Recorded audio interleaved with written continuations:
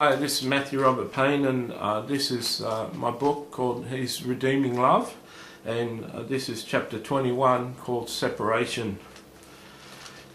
Sharon and I used to have arguments. My wife and I used to have arguments from time to time. One day we had an argument and she told me that she wanted me to leave. It was a warm summer's night. She'd been out in the courtyard drinking with next door neighbours and drinking homebrew beer that I'd made, and I think I'd left about half of the homebrew beer, which was a really good batch, and I'd said to her that she's not to drink that I'm going to keep it for further months and have it get better and better.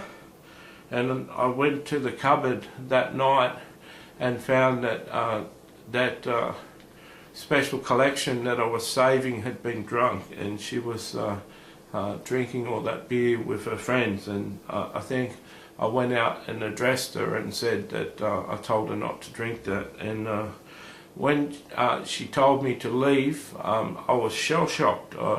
I was totally surprised, and they tell me that, well, I learned in court counselling that often the person who decides to leave a marriage knows for months before, and they sort of do their suffering and grieving before the breakup, and when they break up they don't seem to be so distressed as the other partner that just finds out when they break up.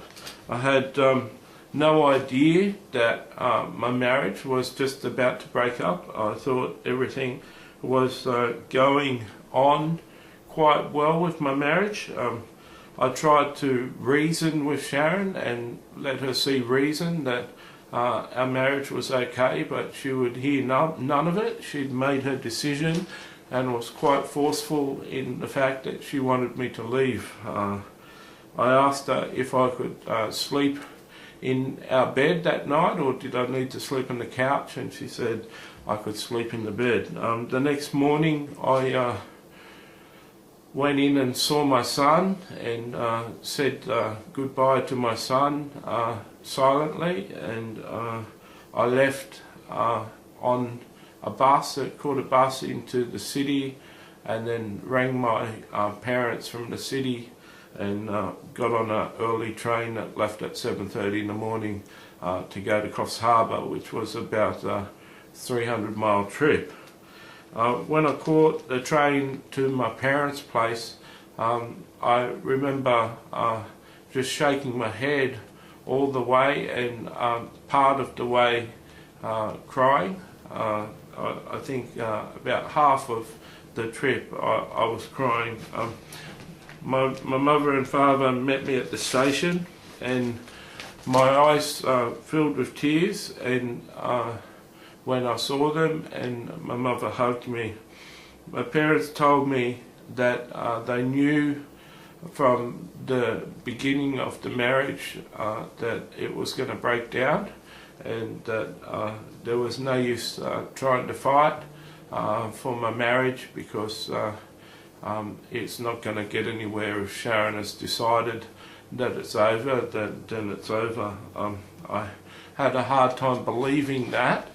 I knew Sharon was quite forceful on the day, and for quite a while I tried to talk Sharon around to no good end.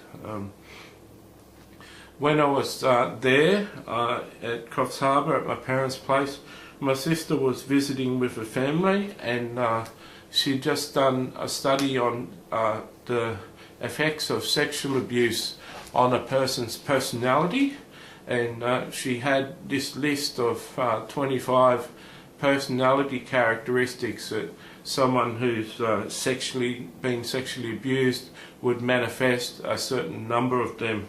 They told her in the study, in the course, that if someone manifested 6 of these personality characteristics, there was a good chance they'd been sexually abused, and if they'd manifested over 10, that it was definitely not a coincidence that they were manifesting 10 of the characteristics, but the fact was they'd definitely been abused and you could approach them as such.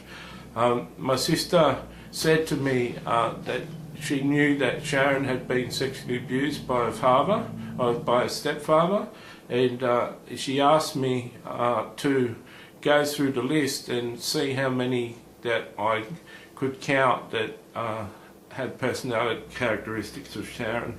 I counted 15 of them, but as I was going through the list I was alarmed because the list was listing a lot of things that were true in my life.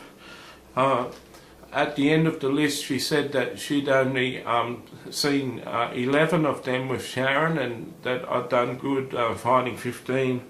And then she turned to me and she said, if Sharon's got 15, well then you must have more than that. And she asked me quite blankly, with quite surprisingly, she asked me with a surety in her voice, who abused you? And I'd lost my wife and I'd lost my child.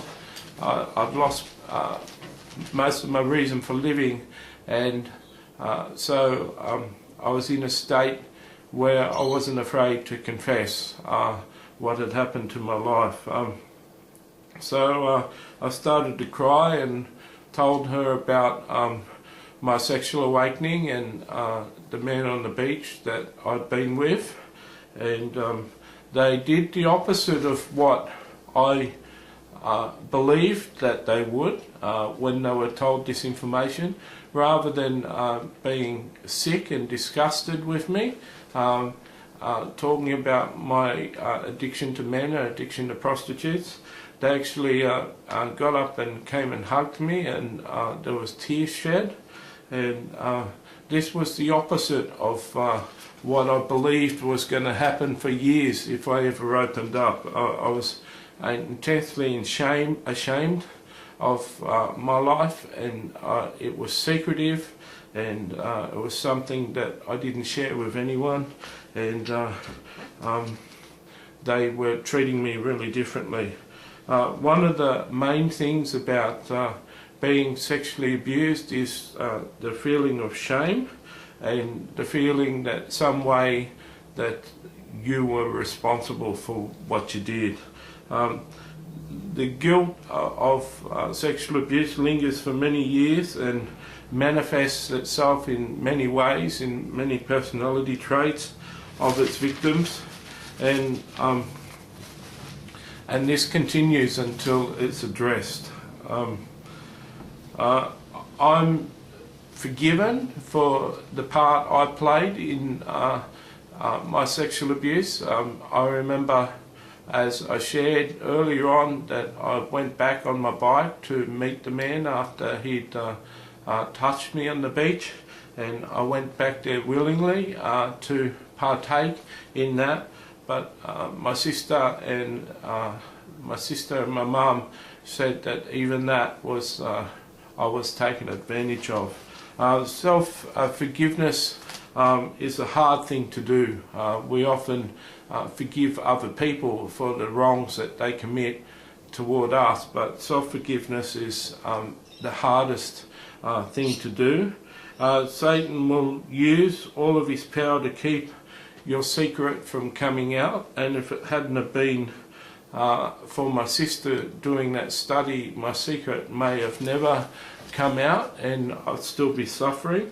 While ever your secret is hidden, while ever something like that has happened to your life and is still a secret, Satan has power over you in that area of your life, and it affects every other area of your life.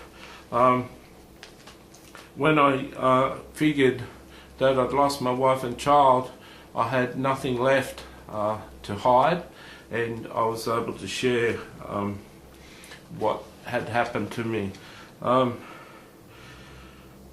Having the term sexual abuse said of me, having the term sexual abuse explain what had happened to me on the beach, was a very helpful term when it come to my time of healing and healing my life.